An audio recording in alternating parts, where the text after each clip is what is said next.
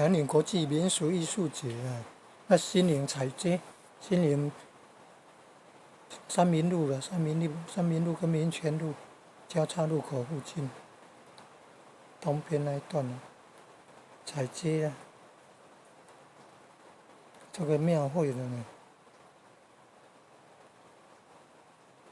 这盐水好像盐水护壁公妈祖庙那边的神元山庄义和圣堂读经了，母亲节儿童读经班表演。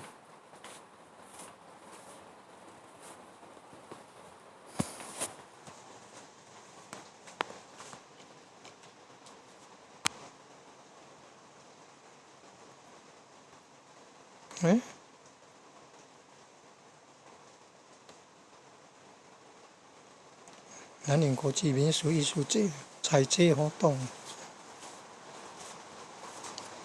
好多国家的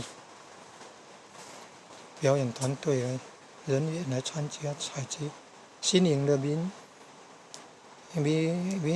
三民路啊，新营三民路呢，跟民权路交叉路口东边那一段，走那一段呢，录影拍摄的。